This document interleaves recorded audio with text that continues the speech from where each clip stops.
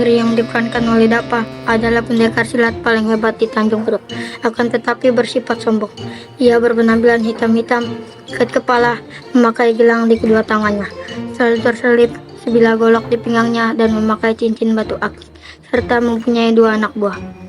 Sudah zaman kalau di pelabuhan Tanjung Priok selalu ramai kapal-kapal pedagang dari dalam maupun luar daerah yang berlabuh untuk bongkar muat berbagai jenis barang dagang, seperti hasil bumi, barang pecah belah, kain sutra, dan sebagainya. Setelah dibongkar dari kapal, barang-barang itu kemudian disimpan di gudang.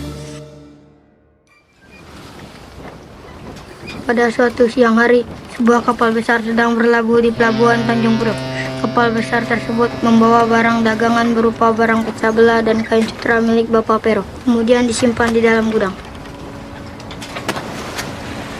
Mengetahui hal itu, Dapa dan anak buahnya segera menyusun si Acat secara diam-diam dengan maksud untuk mencuri barang-barang milik pengawas tersebut.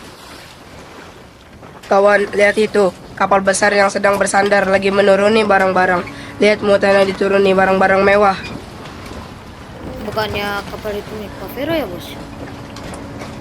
Malam ini kita akan mengambil semua barang pecah belah dan kain sutra yang di gudang milik Vero. Siap, Bos. Laksanakan. Apa gak bahaya, Bos, kalau kita mencuri barang-barang pecah belah milik Vero? Ya enggak lah. Siapa yang berani melawan Dava gitu? Hahaha.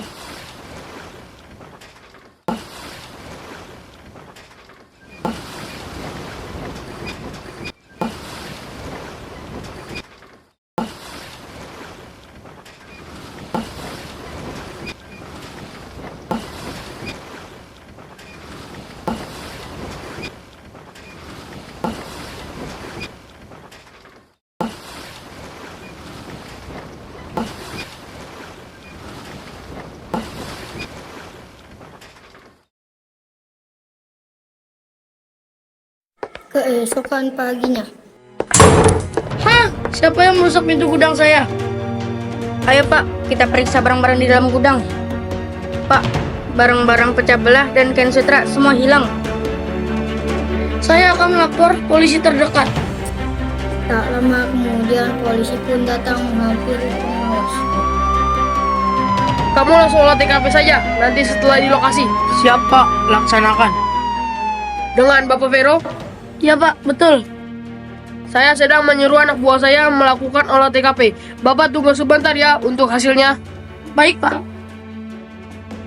Tak lama melakukan olah TKP dan penyelidikan, kemudian polisi 2 melaporkan hasilnya. Lapor Pak, setelah dilakukan olah TKP dan penyelidikan, saya menemukan sebuah gelang di TKP. Setelah saya selidiki, gelang tersebut ternyata gelang yang selalu dipakai oleh Dava, Pak. Apa? Jadi ini ulahnya si Dava? Keterlaluan. Sabar Pak Vero. Sabar Pak Vero. Baik, kalau begitu kita akan mencari Dava. Sambil berjalan menuju masyarakat terdekat,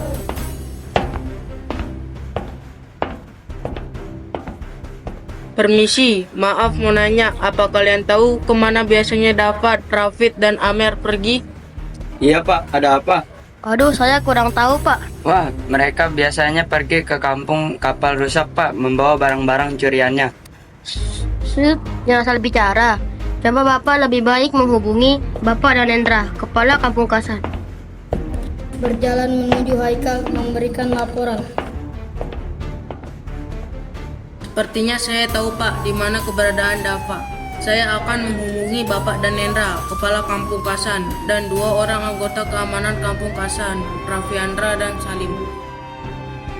Ya sudah, kamu hubungi Kepala Kampung Kasan.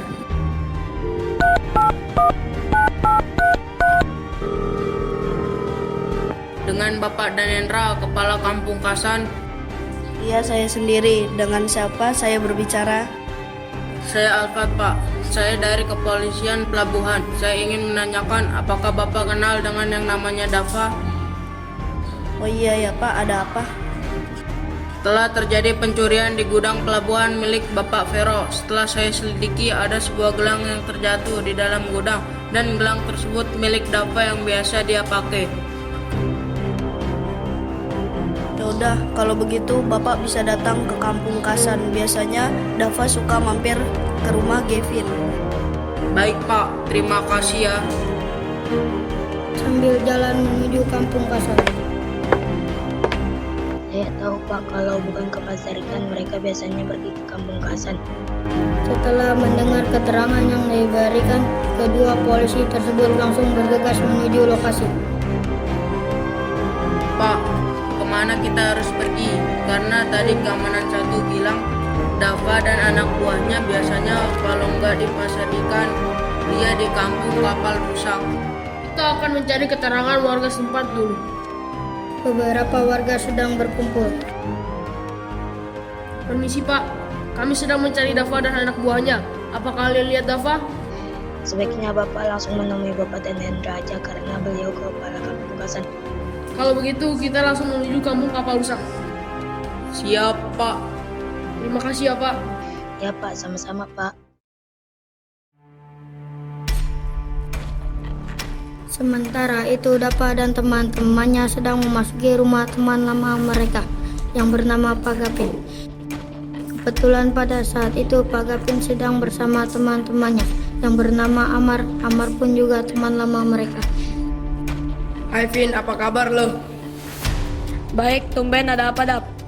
Gua mau menitipkan barang di rumah lo, besok gua ambil. Gua mau cari makan dulu. Mengetahui bungkusan tersebut yang dibawa oleh kedua anak buahnya Dava itu berisi barang-barang curian, Gavin menolak untuk dititipi. Maaf, Dap, tidak bisa. Kenapa nggak bisa? Kita kan hanya menitipkan bungkusan ini. Karena gue tahu itu pasti barang curian yang telah kalian curi di pelabuhan. Apa kata kamu? Kemudian kedua anak buahnya mulai jengkel dan kesal karena Pak Gavin menolak dititipi bungkusan yang dibawanya. Yang kalian lakukan itu bukankah kita semua adalah teman lama? Lo bilang apa? Gak mau. Lepasin Dap, lepasin gak lo? Terjadi perkelahian antara Dava dan Amar karena Amar dikeroyok Dava dan kedua anak buahnya. Amar pun jatuh tersungkur. Melihat keramaian setelah perkelahian antara Dava dan Amar, Haikal dan Indra serta kedua anggota Kampung Kasan menghadiri rumah Pak Gavin. Ada apa ini rame-rame? Kamu lagi, Dava, selalu aja buat onar. Hai dan Hendra, diam kamu, ini bukan urusanmu. Ketika melihat keberadaan polisi dan anggota keamanan Bekasan, Angkri dan anak buahnya langsung melarikan diri. Karena kelelahan berlari, kedua anak buah Dava pun akhirnya berhasil dicegat oleh Haikal, Rapiendra, dan Salim. Sementara itu, Amar menantang Dava untuk berkelahi. Hei Dava, gimana kalau kita berkelahi? Hei Amar, lo pikir gue takut? Ilmu silat gue belum ada yang pernah ngalahin. Dan gak akan pernah terkalahkan. Maju kalau emang lo berani lawan gue.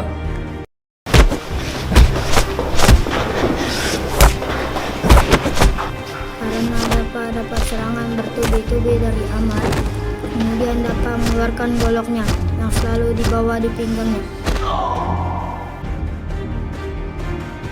Nah, di sini pas Dava udah mengeluarkan golok dari pinggangnya dan mengayunkan ke arah Amar, Amar langsung menendang Dava sehingga golok yang digenggamnya terpental. Akhirnya Dava terpaksa melanjuti pertarungan dengan tangan kosong. Sambil mengeluarkan jurus-jurus, Amar pun terkena pukulan jurus-jurus Dava sehingga ia jatuh tersungkur. Ketika Dava ingin menghujamkannya kembali, pukulan tersebut ke Amar. Dengan cepat Amar menggulingkan badannya sehingga Dava jatuh tersungkur dan kedua tangannya patah sehingga ia tidak mampu lagi melawan Amar. Ampun Beng, ampun, saya mengaku kalah. Makanya jadi pendekar silat jangan sombong. Kita sama-sama pesilat. Silat itu bukan untuk menakut-nakuti orang sehingga mereka menjadi takut sama kita.